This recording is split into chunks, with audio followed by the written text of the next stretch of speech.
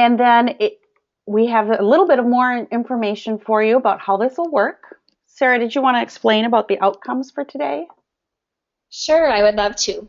Well, welcome to the Small Schools webinar again. Our outcomes for today are to identify strategies for successful implementation of a culturally responsive multi-level system of support. Gilman and Northwood have volunteered to share their implementation stories regarding their journey of implementing a culturally responsive multi-level system of support or their RtI framework for their school. We're also, an outcome was to identify potential roadblocks that they may have had along their journey and to learn strategies to overcome challenges that they also have had along their journey as well. All right. Together, we are on our continued journey of learning together, and this was one of our ways of just providing some networking opportunities among schools, small schools, regarding implementation. Sure. Thanks, Sarah. And just so you know, I shut off my webcam during that to save some of that audio for our participants. Just the logistics in this, that all participants will remain muted. We'll keep the presenters muted until it's their turn to present. As you have questions, please type them in the question area. Sarah and I will be looking at the questions, monitoring them, and we'll send them on to the presenters. And then we'll have reflection time at the end for additional questions. So with that, let's get started. We wanted to begin by grounding you a little bit, just a reminder of what Wisconsin's definition is for response to intervention, in that this is an organizational framework. It's sort of a structure that you build your system around. It guides your implementation for this culturally responsive multi-level system of support so that you can ensure you have academic and behavioral success for all your students. The graphic that you see on your screen right now is Wisconsin's vision or framework for response to intervention, or a culturally responsive multi-level system of support. This graphic helps us understand there are three essential elements to this graphic of high quality instruction, balanced assessment, and collaboration. Culturally responsive practices are the heart of this graphic. As we're thinking about these three essential elements, we are making sure that we are being responsive to the needs of the students that we are serving in our schools and our districts. Hence why no two RtI frameworks or culturally responsive multi-level systems of support look identical in different schools. So we really, the decisions you make regarding your system are local decisions based on the students' needs you serve. Within this framework, you will find three levels, or tiers you might call them, in your school or in your district. They are universal, which we know is our best prevention, selected, and intensive levels of support. For each of these levels, we have increased intensity of supports for our students that we serve. And I think Sarah made a really great point, especially since we're going to hear from two schools about what their multi-level system of support looks like. It is not advisable to try to take another school's system and just plunk it into your school and expect it to be effective for the students you serve. That is not likely to be very successful for your students. So we learn ideas and strategies from these schools, but we don't try to replicate their system exactly. That may not be effective for our schools. So thank you to both Northwood and Gilman for volunteering to share their successes and challenges along their implementation journey with others, and we hope that we all can continue to learn and to grow together as we implement a culturally responsive multi-level system of support across the state. So with that, we are going to turn things over to Gilman. And so I'm going to start their audio. Let's see, for Brenda. We have Brenda Thompson and I think Georgia Kraus, the district administrator. I think they're together. And I'm going to stop showing my screen and I'm going to change the presenter to Brenda.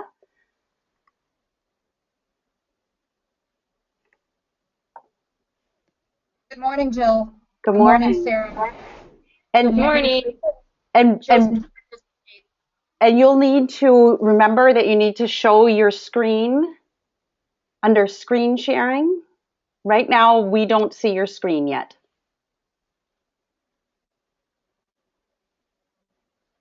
Okay, how's that? It's going to take us. Yep, there it goes. All Here right, we go. Great there we job. go. And then you just, yep, play your slideshow from the beginning, and it'll go full screen for us. Sounds perfect.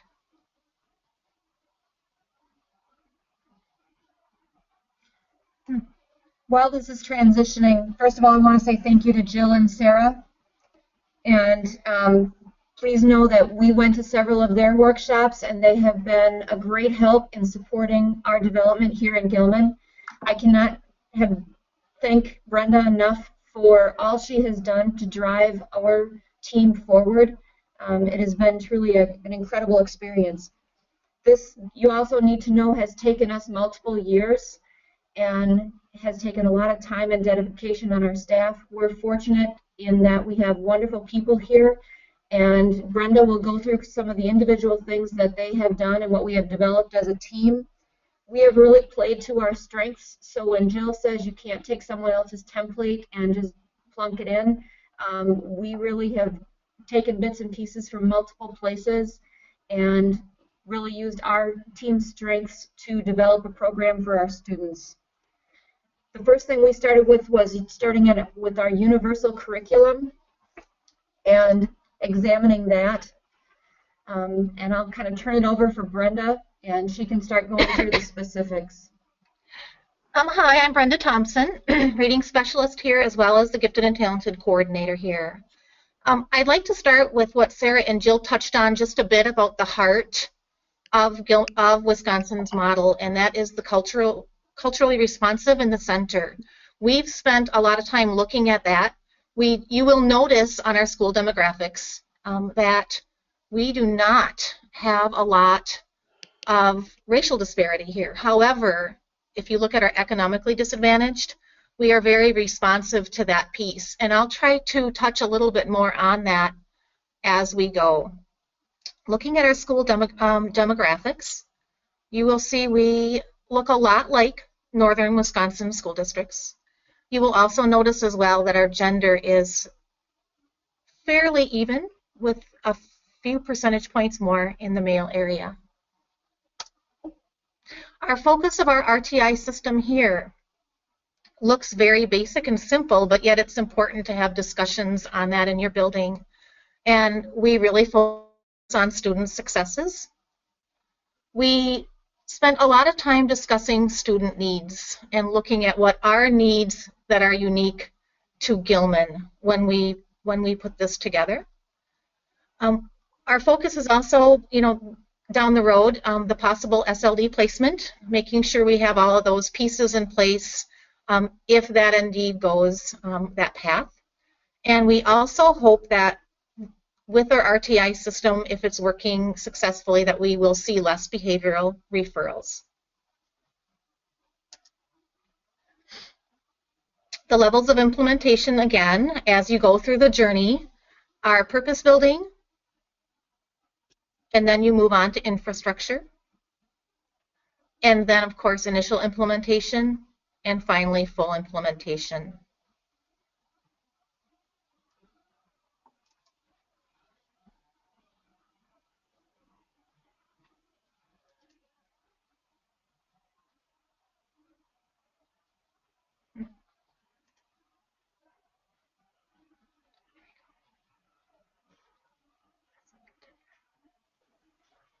When we began in 2012 with purpose building, a lot of discussion happens in this area. And this is where, in our school, we identified needs.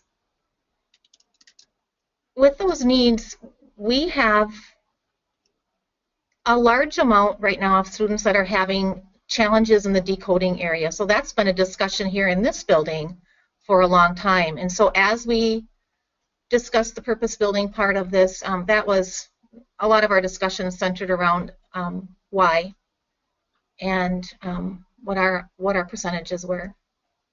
in the purpose building stage, it's just a lot of really discussing why it's important, listening to everyone. And I'll move here in the purpose building part for us, because number one discusses why. That may seem really simple, but discussing why it's important to meet student needs is so critical to get everyone to buy into the theory.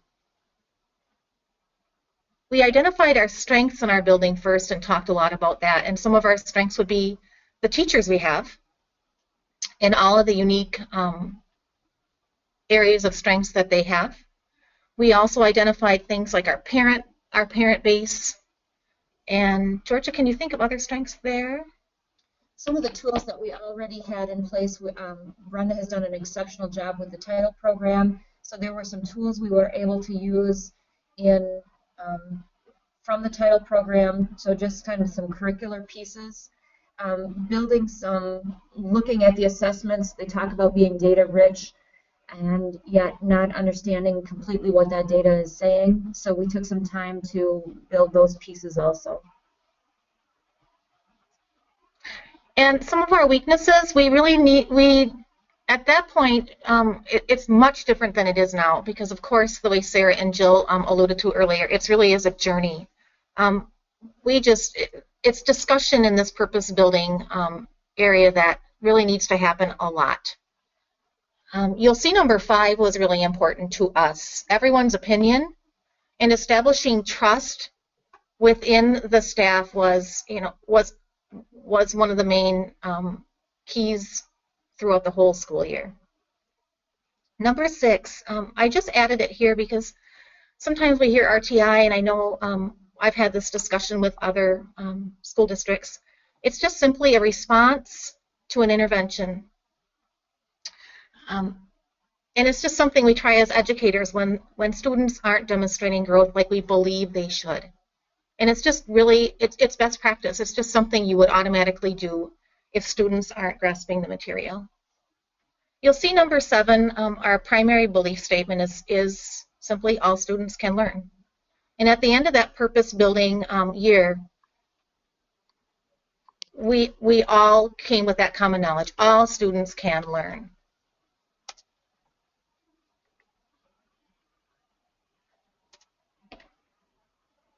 And moving on then to the infrastructure, that would be as we planned for meeting students' needs in this type of system. You'll see it has activities here. They're stated with the planning and articulating the details of things we believe. We spent a very long time purchasing, looking at products, researching them. I'll explain that a little bit more on the next slide. And then looking at possible schedules, and then redefining roles, which would be our staff. And in Gilman, we decided it was important to initially house grade level data on reading. We decided to focus on reading. And so we spent a lot of time looking at data and also deciding how we would organize our data so that it was usable to everyone and it was something that could be used easily. We also started exploring some interventions. And at first that seemed easy to explore some interventions until you start working with more of your staff and you realize that you need to look at areas of decoding and comprehension and fluency and written expression and oral expression and areas like that. So when we started exploring those interventions, we really took a look at the RtI, the National Center on Interventions, to see which ones had the best research and the ones that were very well research based. So we used that a lot to get our information. You'll also see I still added discuss, discuss, discuss. Very important to continue those conversations in your building. You'll see I added here collaborating with your school psychologist and director of special ed. That's here because in Gilman, that's the essential piece that needs to happen. And at that time, we really didn't realize how important that was. Being on the full implementation end, of that, that's, like I said, absolutely essential to have that piece in there. And we always return to our foundational belief statement that all students can learn.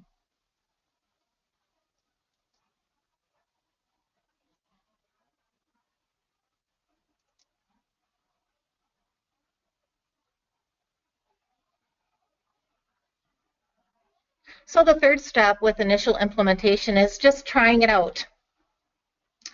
Trying all those things that you discussed and believed in your staff, and all that trust building that you did as a team.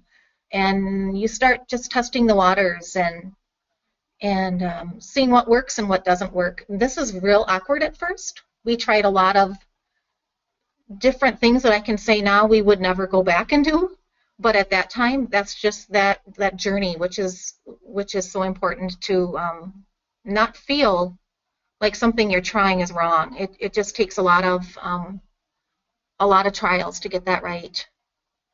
You'll see the activities that that should be done in this stage.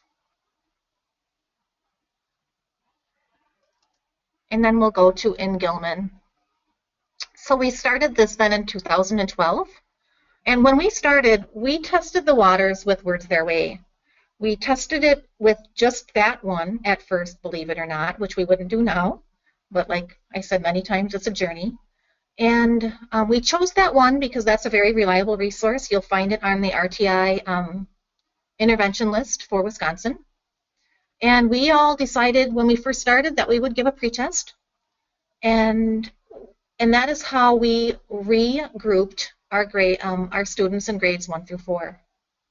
As we did that, there was lots and lots of discussion regarding the advantages of assessments and how useful those tools were to see what the growth was with students.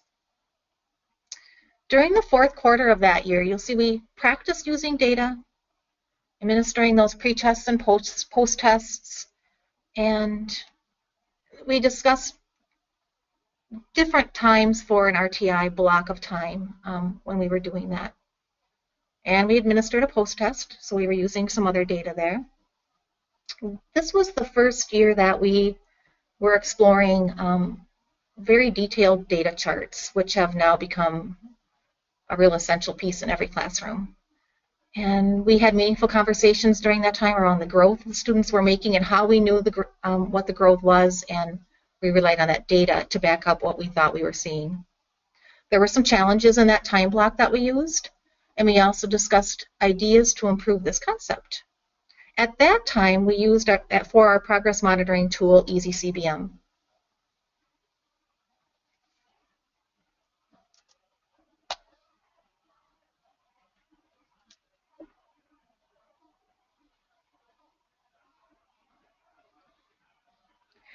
Which leads us now to where we are today.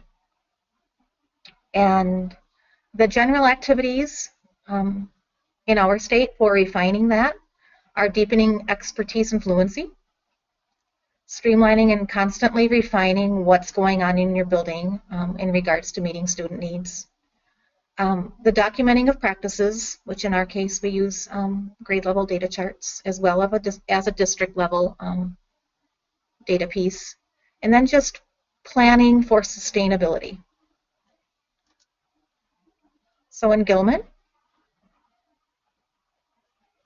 and you'll see some of our years there as we went along. There's that grade level data chart.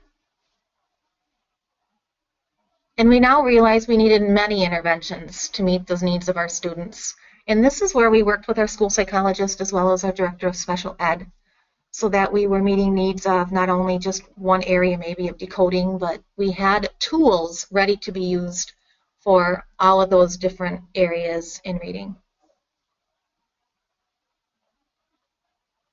We also hold student studies, and those student studies are designed to look at our data charts and discuss how well a student is succeeding, or whether an intervention is working or not working, or sometimes that can even be used with students that are in the mainstream universal level that maybe we see some concerns coming up with and we'll hold those student studies. A nice addition to our journey was we now have a revised district RTI team that meets. And that team consists of myself and Georgia, our high school principal, the school psychologist, the director of special ed, our middle high school RTI lead person, and our guidance counselor. And we meet on a very regular basis, keeping our goals in mind so that we can meet the needs of the students in our building. We also now align all of our data with our SLO and PPGs here so that you can see that as we went along, all of the puzzle pieces are all coming together and everything works very well together. And so now, when we started with one, and currently right now we have four possible, in the elementary we have four possible interventions for students with needs. And I have tier 2 and tier 3 here, but that would be the selected and intensive levels. The interesting thing we did in Gilman is... Brenda, before you continue, could you tell us what the 4 different interventions are that you have available right now? Sure. The 4 possible interventions, and we did decide that in our building, these are the ones that really work well for us. And we have continued to keep words their way on that list right now, because we've really identified that decoding in the phonics area is the level that we need to focus on here. We also have sound partners. We also have RAVO, which is an acronym, RAVE-O. And we also have a program called Reading Magic, where we have partnered with a reading clinic in Madison, and we work back and forth with that clinic there, which provides us support here for the unique needs we have with our students.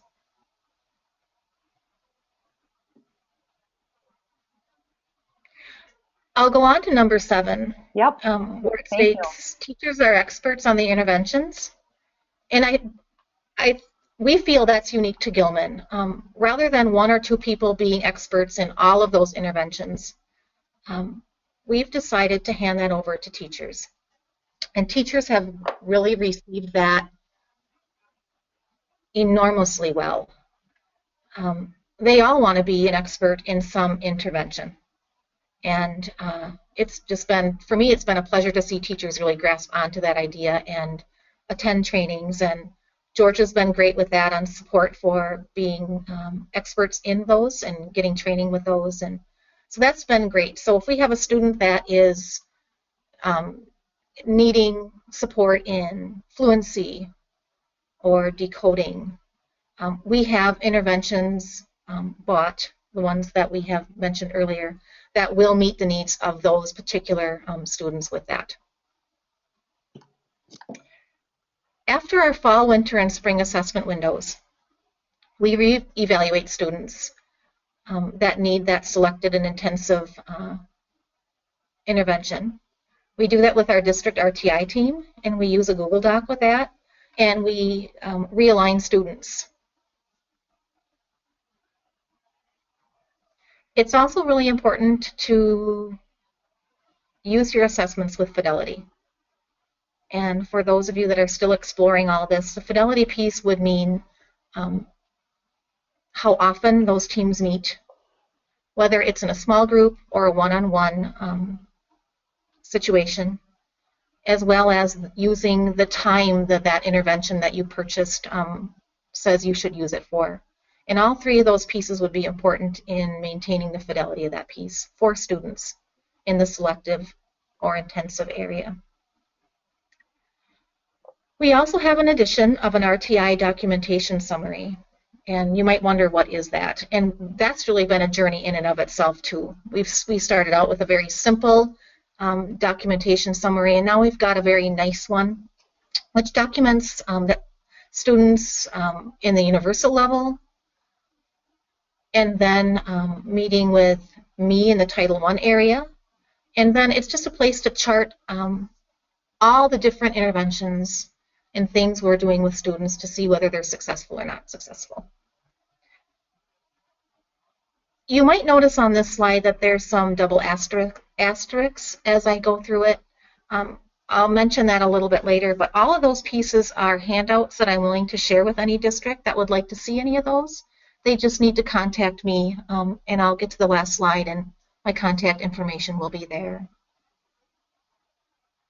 We also weekly collaborate in our building on the implementation of our now what we call Pirate Power-Up time. And that collaboration piece is important too, because if we notice something that may not be working quite right, we're able to fix that right away and keep right on moving.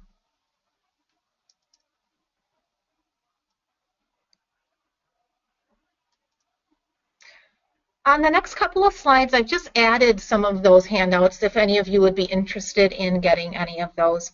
This is just a snapshot of 2 pages of our student study that we have. It's Brenda, just things that we document. yeah, Yes? Brenda, you know, if all, Yes.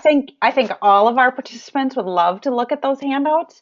And so actually, if you sent them to me, I can, through GoToWebinar, email them to the whole, all the Perfect. participants. So that'll I can save put all that you, together. yeah, that'll save you from getting 30 emails. And we can do it quickly with just one click of a button. Great. This one is an essential piece as well. And I just talked to, I don't know if everybody else could hear you, Jill and Sarah, but I will send those to Jill and Sarah, and they will get these handouts to you. As we went on our journey, we're now looking at us as teachers, we're looking at ourselves as educational physicians. And this handout just kind of goes through the way we look at ourselves in our building. We are teachers, but we're more than that now, much more than that. This is just a snapshot of our collaboration schedule in case some of you would be interested in getting that going.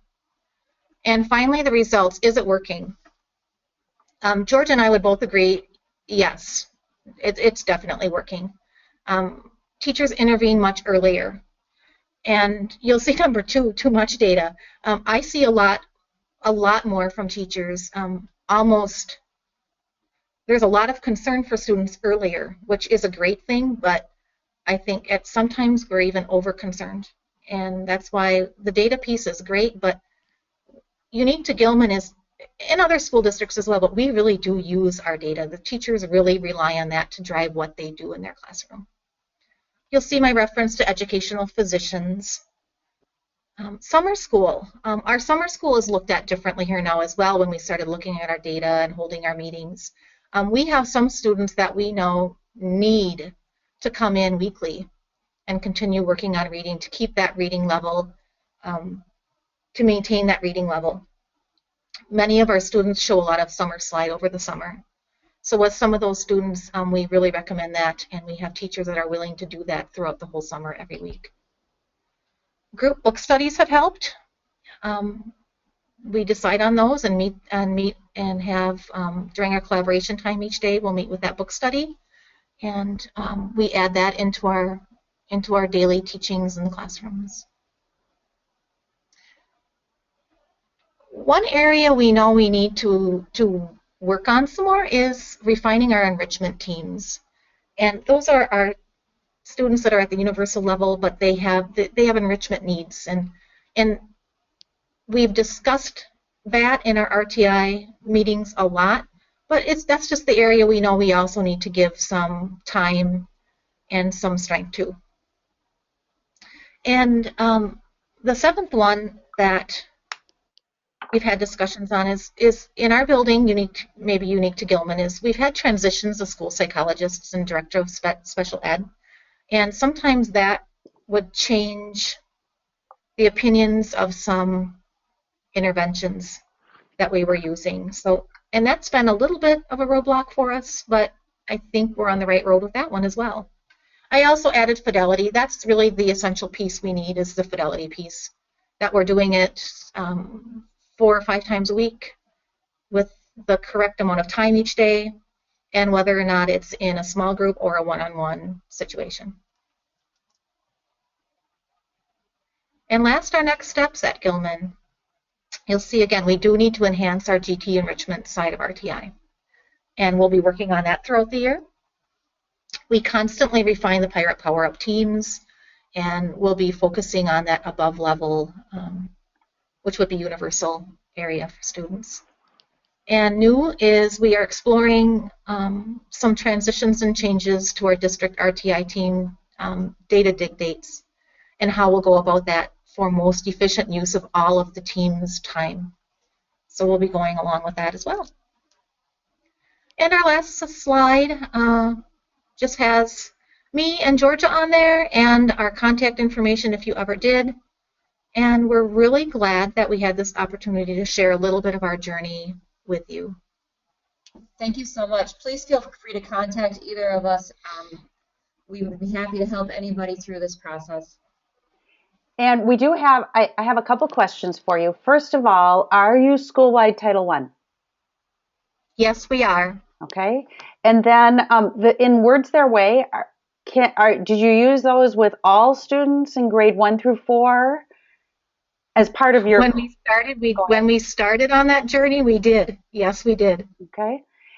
And then the second part of the question is, or did you use it with a targeted group? So you started with it as part of your core instruction. Does that mean now it's part of your targeted instruction? Yes. Okay. I think that's part of an evolving process. I agree. You know, it's not ideal to use it first through fourth. However, I think our team needed some unified intervention that they were all using to just start those conversations. And then as people have become more comfortable and seen more individual student need, our teachers have gotten more specialized in different areas. Great. Great. Brenda and Georgia, this is Sarah speaking. I just wanted to share the celebration that I'm feeling for you around your journey and knowing those steps that you've taken from working with you, and I can just see them shouting out loud and clear. So just know to celebrate along that journey as well. So thank you so much, Brenda and Georgia, for that. Thank you. Sharing. And everyone, if you have more questions as you're reflecting on this, you can feel free to put them in the questions area. We're going to start switching things over now to Northwood, where it's Danny O'Connell and Tammy Denninger. And we're going to unmute them. And then you will need to show your screen. And I'm going to mute Brenda and Georgia. And I do want to warn all attendees, I'm not sure if I set up GoToWebinar correctly, because when I originally set it up, I set it up for 60 minutes. And we are 9 minutes away from 60 minutes. And I don't know if GoToWebinar will kick us out or if it will just let us continue. I had assumed it would just let us continue, but now that we're actually in it, I'm getting a little worried that it might kick us out. I didn't realize the time for GoToWebinar would start the moment I clicked a button, and it did. So I apologize if we get kicked out. We will then work with our panelists at Northwood and get that figured out for you so that you can hear their message. So I'm so sorry if that happens. We will reschedule or figure something out. So again, I apologize. So with that, I want to turn things over to Danny and Tammy. And we can see your screen and we can hear you. Great job, ladies.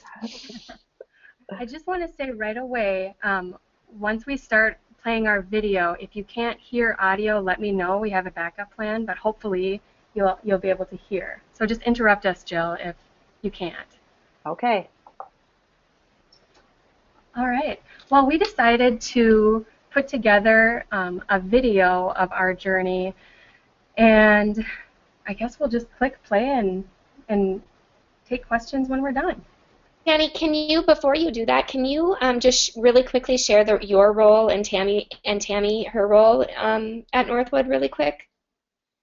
This is Danny speaking. I'm the school psychologist, and this year they extended my time here and my responsibilities, so they call me school improvement specialist, it's great. I get to work with general ed as well as special ed and get to be a part of a lot of different things.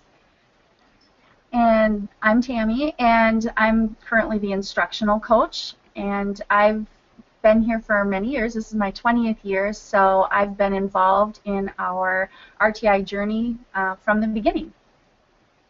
Thanks, ladies. Thank you. Okay. Northwood School District, the home of the Evergreens, is located in beautiful northwest Wisconsin. We are a one-building school with 355 pre-K through 12th grade students. The Northwood District spreads across more than 400 square miles of small rural communities. Lake homes in the area have contributed to a unique circumstance of a property-rich community despite significant poverty amongst many of our families. Parents of many of our students earn low wages. 54% of our students qualify for free or reduced lunch. Because we are property rich, the district only receives a total of $22,000 in general state aid, which is 5th lowest in the state, while surrounding districts receive approximately $6,000 per student. Northwood has school-wide Title I status, and approximately 13% of our students receive special education services. We are a non-racially diverse district, but are culturally responsive to poverty impacts and meeting the needs of our students.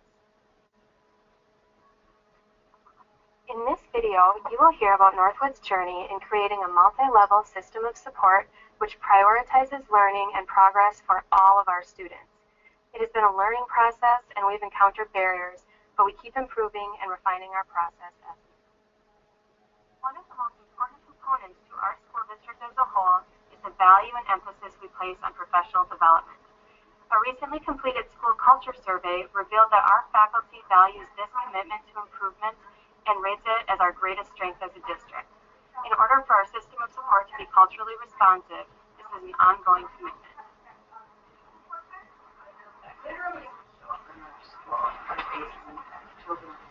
I see meltdowns. Because that can't suffer. Building and strengthening universal instruction is our best first response to student needs.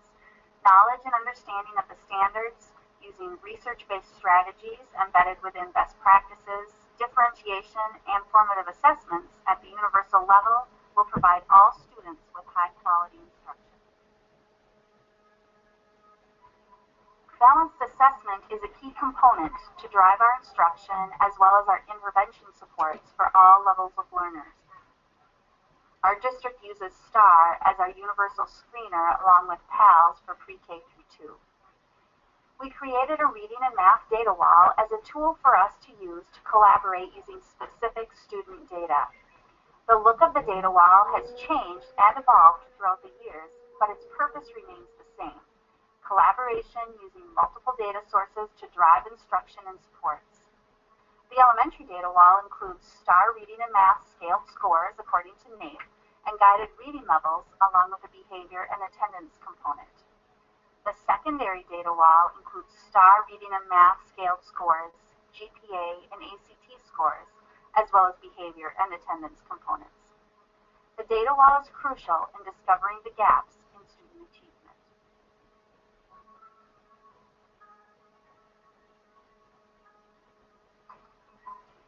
There are guiding questions that we use when we collaborate and work toward understanding our student data.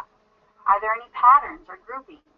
Do you see any discrepancies between guided reading levels and STAR scores? What can we learn about a student with a low GPA but scoring advanced on the STAR? For the student that is scoring minimal, are there behavior or attendance concerns impacting their learning? The questions we ask about the data also drive us to dig deeper. What specific supports does the student need during intervention time? Is it academic, behavior, or social? Using multiple measures of assessment shows us the specific areas a student may need more support, practice, or enrichment. All K-12 students in our school receive a 40-minute intervention whether they are at, above, or below benchmark. We call our elementary interventions target time because all students are working on a targeted skill. Our secondary intervention time is called Evergreen Enrichment. We decided this school year to dedicate one class period each day for the entire high school, and that's going to be our RtI hour. So we're going to take all of our students, break them amongst all the high school's teachers, and give them some sort of additional support in either reading or math. We're working on a variety of skills like reading comprehension, math fluency, reteaching expected behaviors, or a social skills intervention. But all students are engaged for 40 minutes in addition to the universal instruction. Research and evidence-based supports like leveled literacy intervention, Read 180, Math 180, and Compass Learning are used for all levels of interventions. It's kind of like a program where you are with like other students that are in a similar like skill set. So like today we went outside, we learned some things about lines. We had a chalk line, snapped some lines, and he taught us like how to tell like degrees, like if you know 2 degrees of a triangle, you know it's. To start this class at the beginning of the year, we sat down all the students and we did several inventories. We tried to find an interest inventory, what are the kinds of things the kids like. We also did a learning style inventory. Does each student learn better, you know, hands-on or from books or however, just so that they had a better understanding of how they approach material in the best manner. A hands-on learner and like things like that, and it kind of gives you like your skill sets. We then worked with each student individually to create a learning plan.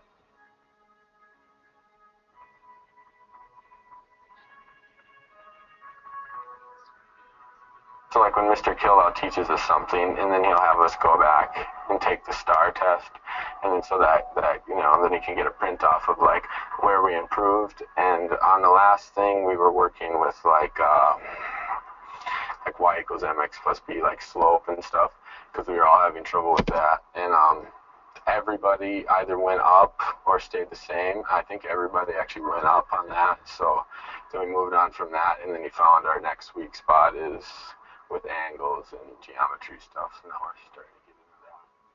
At Northwood, our multi-level system monitors and supports whole child well-being just as vigorously as it does academics. Social, emotional, and behavioral interventions are interlaced into our entire system. Our behavioral support system is set up similar to academics. The time, intensity, and focus of social and emotional interventions vary depending on individual need. Universal positive behavior supports are at the heart of how Northwood School functions. Part of our vision is that nurturing genuine relationships are essential for staff and students to reach their potential. Our PBIS team is active in teaching and reinforcing expectations to all students. Some of our elementary movie stars will share our evergreen expectations with you.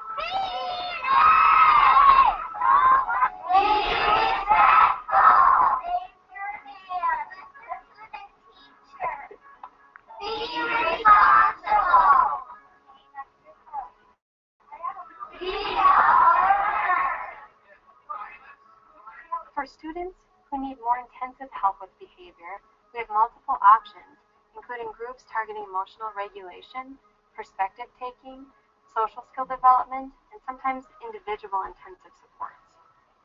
Some examples of the interventions we use are Superflex, the social skills intervention system, Equip aggression training, zones of proximal development, and the 5-point scale. What was your favorite part of the day? I kind of like I would plan on swing. I would plan on swing. And on the sled and on the side. When academic or behavioral concerns become serious, teachers make a referral to our school district's problem-solving team. This team is comprised of specialists and classroom teachers who come together to dig deeper into what may be going on with a student. The team uses a whole child approach to collect information in all areas of functioning. The team follows a district agenda and keeps conversation based on data, observable behaviors, and various sources of input. The problem-solving team works together to come up with an action plan of how to move forward in intervening with a student. A part of this plan is always a method of progress monitoring and communicating with parents. By the time the student is referred to our problem-solving team, he or she has already received extra support in the area of concern. It is when even more time, intensity, and focus are needed that the problem-solving team collaborates to help support the classroom teachers. Yesterday. Do you remember when we had partners? What were we practicing with our partners yesterday? Remember when someone was pretending to be the teacher? Yes, do you remember that? And what were we learning about? What did we do when the teacher told us to do something? We did it. Yeah, we did that, didn't we? We'll teach Ashley about this. It's called following directions. The problem-solving team is not an avenue to special ed, and it is rare that special ed even comes up in a discussion during the initial problem-solving meetings. However, if the more intensive supports prove unsuccessful, all of the data we need for special ed is in place. This makes for a seamless and efficient referral process. Luckily, our system of support is so effective that only 2 students have qualified for SLD since our problem-solving team was implemented. RtI is the process for achieving higher levels of academic and behavioral success for all students. It's the way we do business in our buildings, day in and day out, bringing together quality instruction, balanced assessment, and collaboration in a multi-level system of support for our students with culturally responsive practices embedded within is throughout our school system. Our students deserve the best efforts by the best educators, and together, that's what we strive for every day at Northwood School.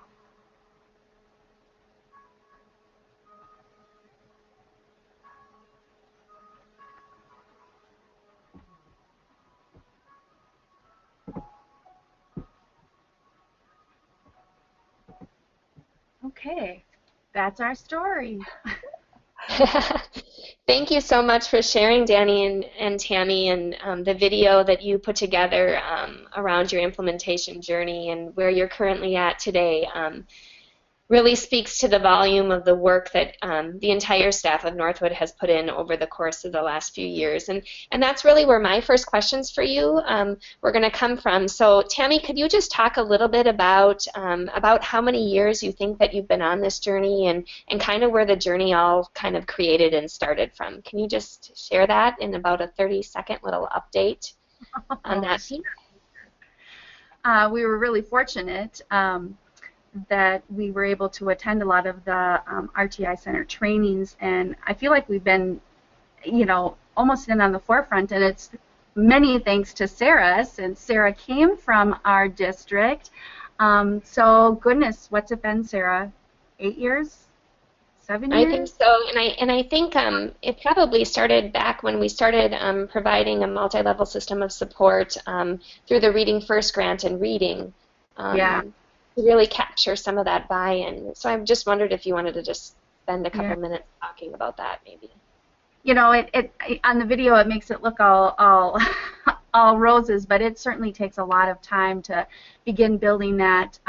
It was 10 years ago that we started the Reading First, when we had the Reading First grant, to really start building the foundations at the elementary level, and we're just now getting where the high school, the last couple years, the high school is really starting to get involved. So it is very much a process over time.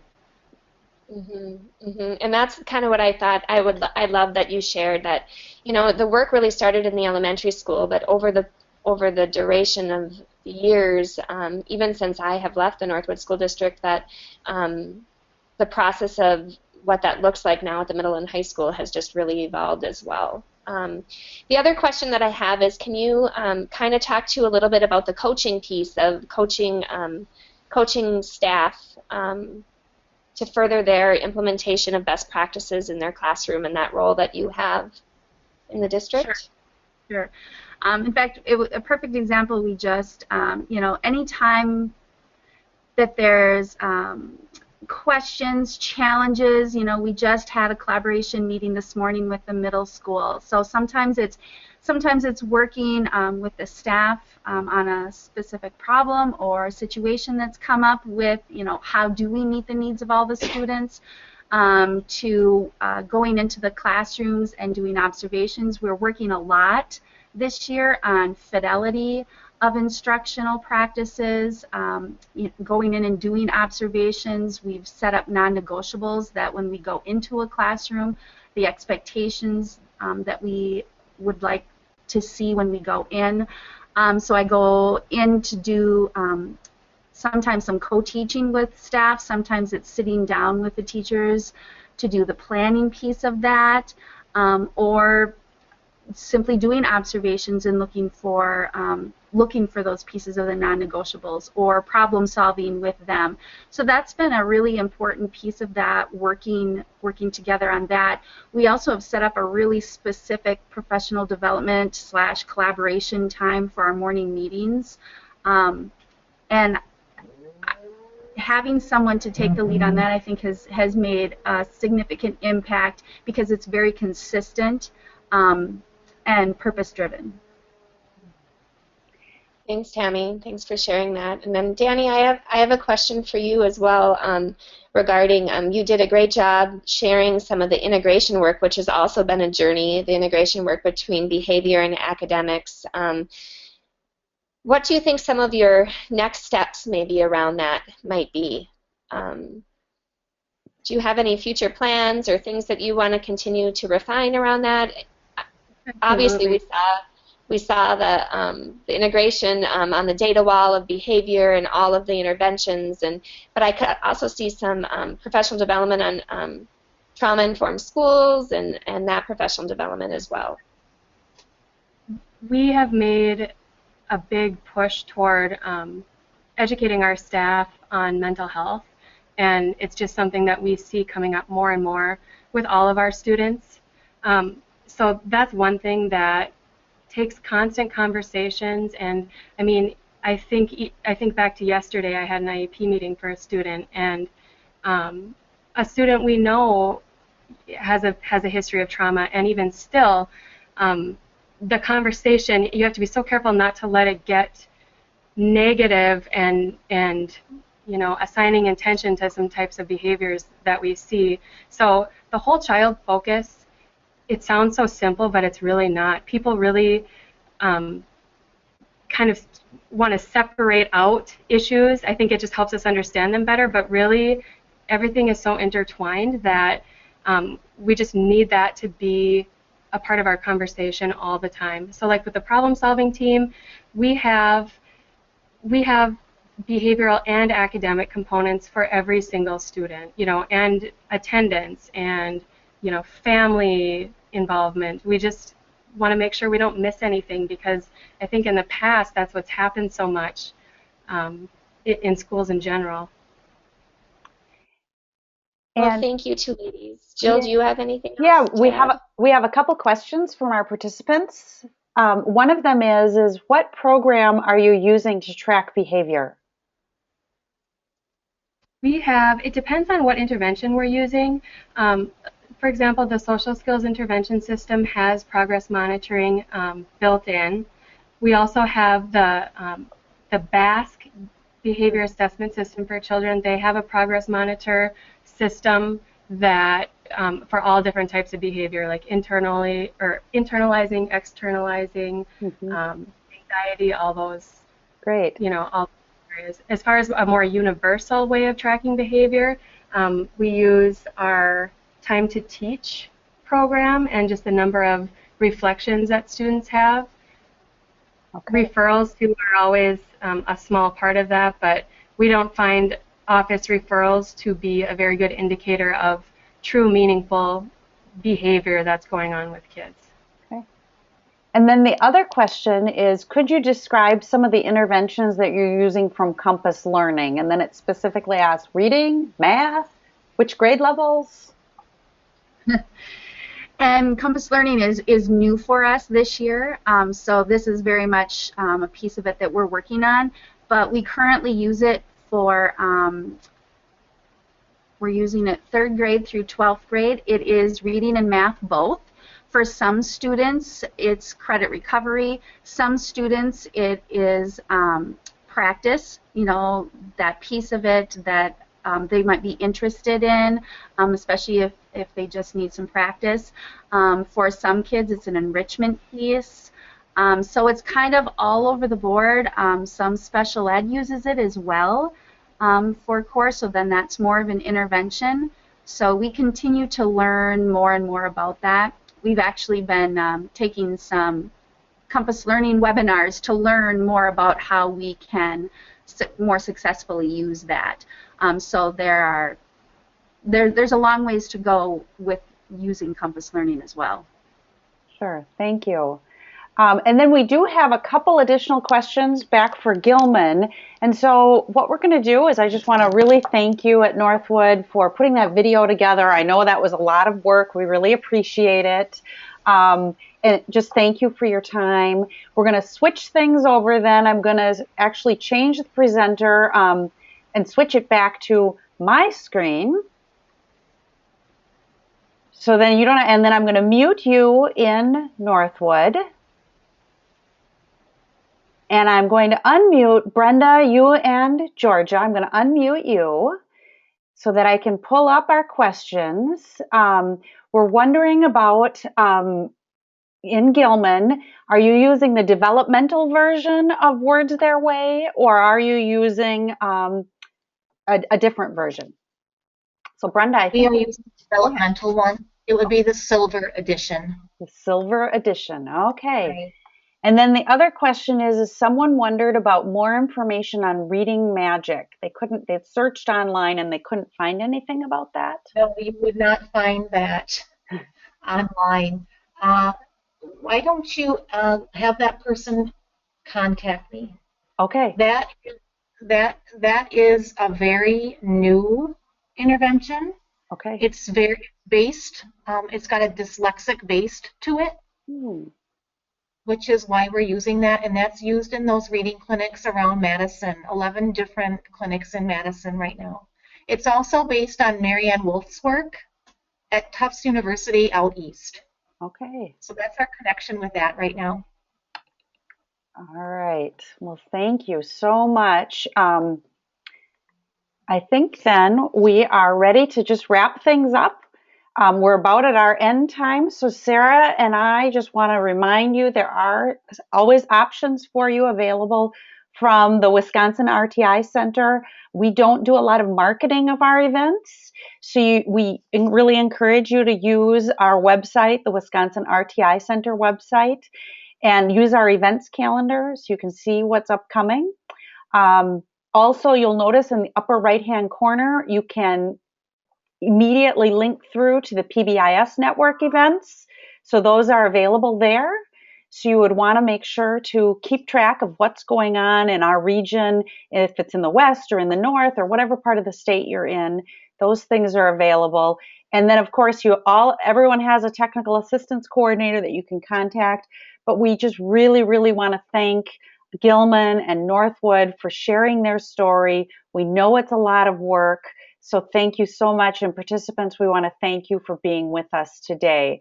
So with that, we're going to end this GoToWebinar.